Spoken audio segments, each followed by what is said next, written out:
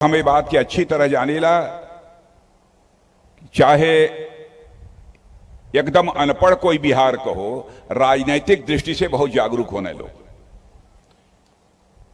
गांव में चौपाल पर कौड़ा पर जब बैठ जाई हैं तो केवल भारत के राजनीति की बात न करी हैं, देश विदेश तक का राजनीति की बात करी हैं लोग।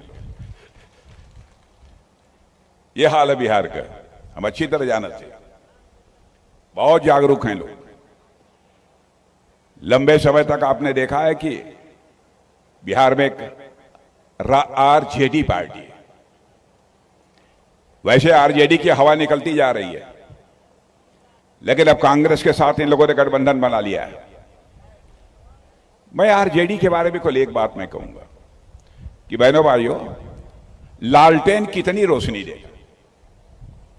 लालटेन तो ज्यादा से ज्यादा एक कमरे में रोशनी दे सकता है, इससे ज्यादा लालटेन की ताकत नहीं है। लेकिन लालटेन की हालत यह हो गई है कि लालटेन का तेल अब समाप्त हो रहा है। और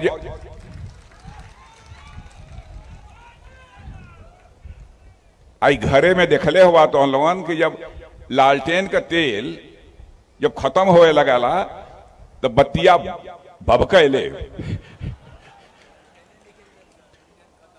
नहीं लगे, पुरान लोग जब बैठे हो मालूम हो लालटेन नया लड़का न जानत हुई है।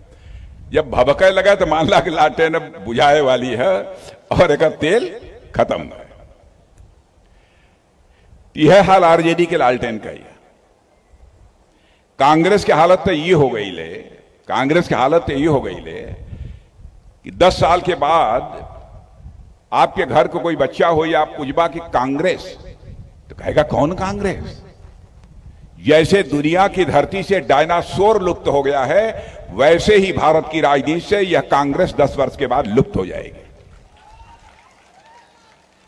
आप देख रहे होंगे 52 वर्षों तक अखंड हुकूमत इस हिंदुस्तान में यदि किसी ने किया है तो कांग्रेस ने किया है।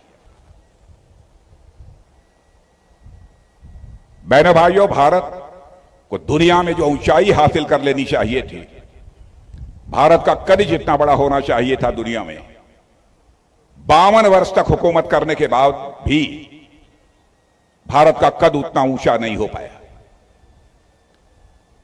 आप यहां के लोग जो विदेशों में रहते होंगे, आप उनसे पूछिएगा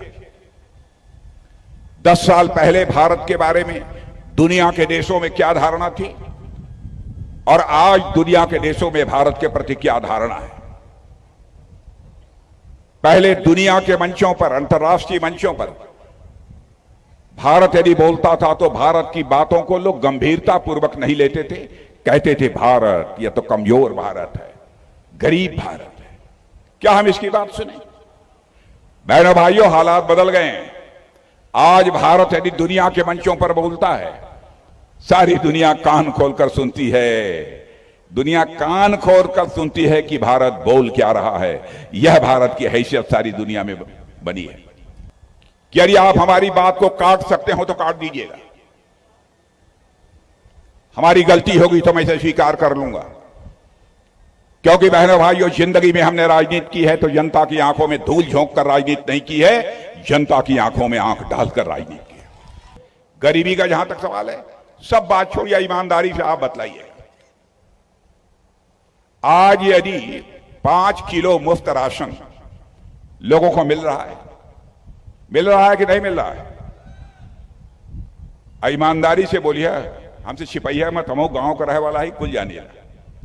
एक घरे में यदि 4 लोग हुआ तो चारों लोग 5-5 किलो ले रहे हैं। सही बात हो कि नहीं हो? सही बात है ना? जब पूरा खाए नहीं पहुंचता तो ले जाके कुछ बेच भी दे रहे कुछ महीना के बाद। बहनों भाइयों, कभी भी नहीं हो सकता, ना कभी हुआ और न भविष्य में कभी होगा। यह काम 56 इंच चौड़े के सीने वाला प्रधानमंत्री नरेंद्र मोदी ही कर सकता है बहनों भाइयों, और कोई दूसरा नहीं कर सकता। अब आपने देखा होगा पहले कांग्रेस के शासनकाल में बराबर आतंकवादी वारदातें होती थी, अब वो समाप्त होती जा रही है। अब शायद एक कोई आतंकवादी वारदात हो या हो सकता है हो जाए कभी महीने 1.5 महीने में, तब सब बंद है। इसलिए मैं कह रहा हूं देश तेजी के साथ आगे बढ़ रहा है। मेरे भाइयों, इधर उधर की बातों में आने की जरूरत नहीं है। उपेंद्र कुशवाहा को उनके चुनाव चिन्ह गैस के सिलेंडर का बटन दबाइए और भारी मतों से विजय दिलाकर उनको भेजिए। तो हम जाएं, चलिए, ठीक ठाक रही ना सब? तो जब ठीक ठाक रहे, मैंने अब कितना बोला भाई, वे कई जगह बोले क्या ना कि अरे नहीं ऐसा बा उपेंद्र कुशवाहा जी के कहब कि मान ला कि जीत आप लोग जिता दे बा यहाँ से, तो उनके कहब कि एक बार फिर से मीटिंग बुला लिया काराकाट कर, बुला लिया। वो मीटिंग में जब हम आई, वो मीटिंग में जब आई तो हम माला लेवे नहीं आई, बुके लेवे नहीं आई, चदरा पहने नहीं आई। वो मीटिंग में हम आई तो शीश झुका के आप लोगों के प्रति आभार व्यक्त करने के लिए आई।